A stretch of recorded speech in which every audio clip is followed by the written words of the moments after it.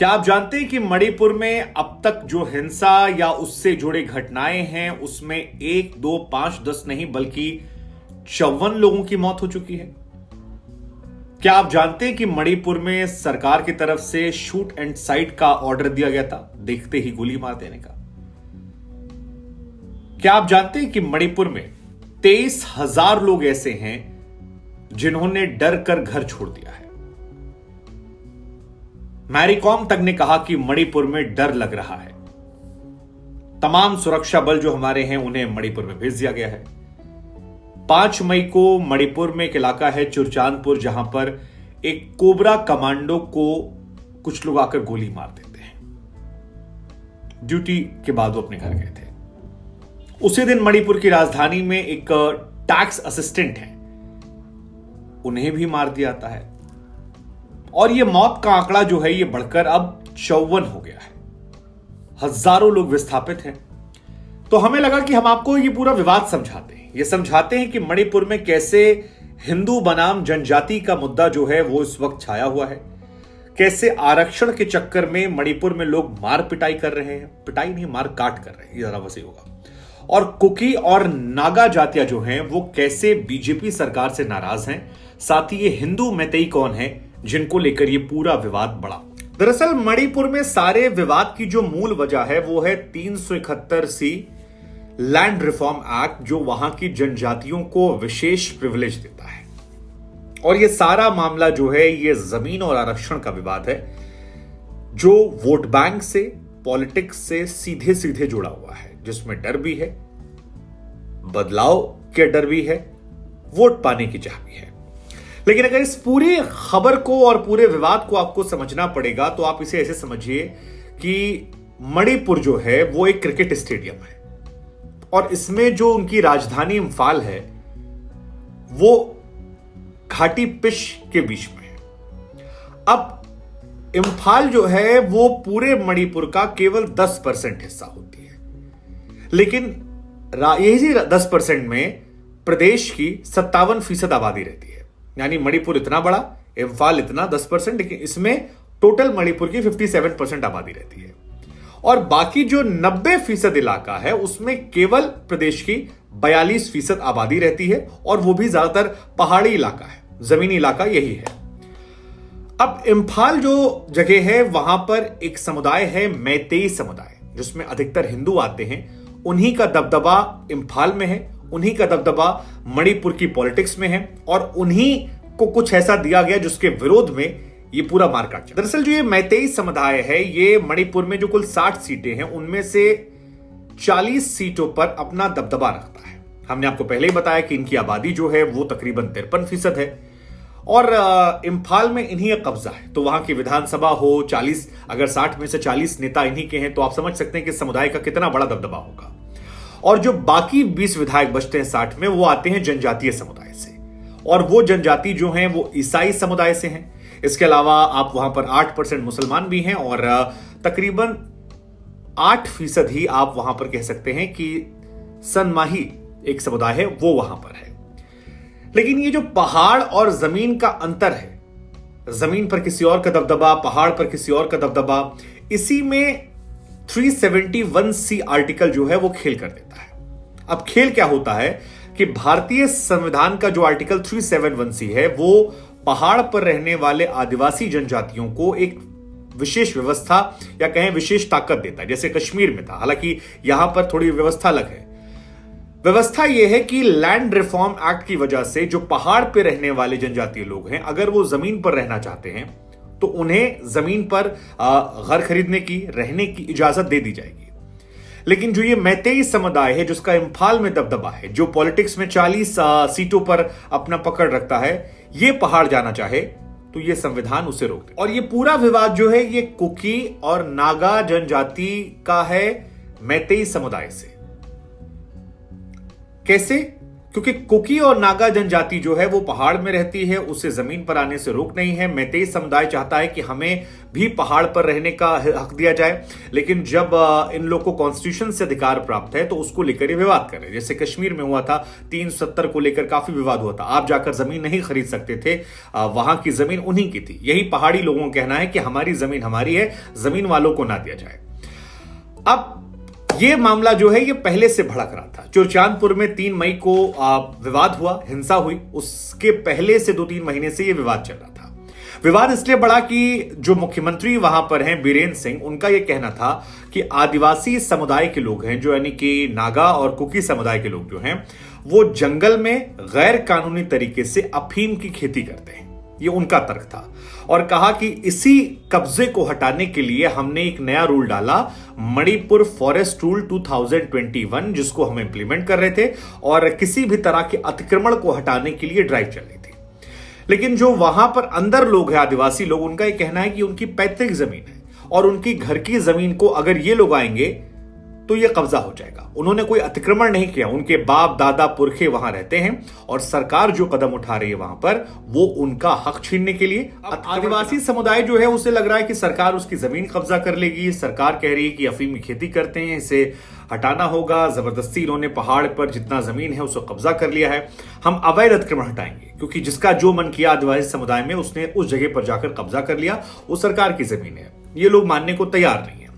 इसी बात को लेकर दोनों के बीच में विवाद बढ़ने लगा। लेकिन तभी एक रैली निकाली जाती है इस बात को लेकर। धारा 144 लगा दी गई थी। उसके बाद कुकी और नागा समुदाय की तरफ से एक रैली निकलती है, सरकार के खिलाफ बड़ी रैली निकली। और कांग पोंगकी करके एक इलाका है जहां पर ये रैली निकलती है। लेकिन तभी पुलिस वाले और ये जो समुदाय के लोग हैं, ये दोनों आमने सामने आते हैं। इन दोनों में भिड़ंत होती है। ये समुदाय पुलिस को हटने के लिए कहता है, पुलिस कहती है हमें मना किया गया आपको रोकने के लिए, और दोनों भिड़ जाते हैं और यहीं से विवाद हो जाता है। विवाद ऐसा होता है कि 5 लोग ऐसे हैं जो इसमें घायल हो जाते हैं।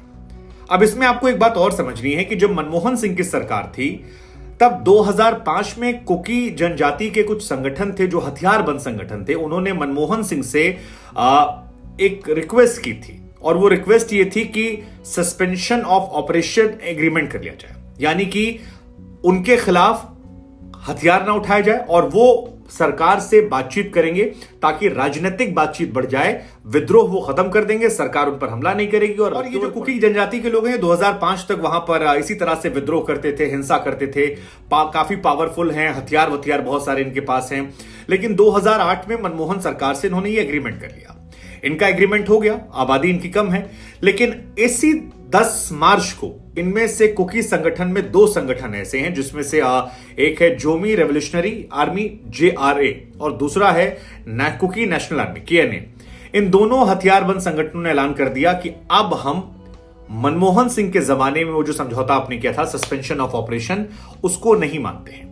अगर आप हमारी जमीन की तरफ बढ़ेंगे तो फिर हम आपकी तरफ अटैक करेंगे।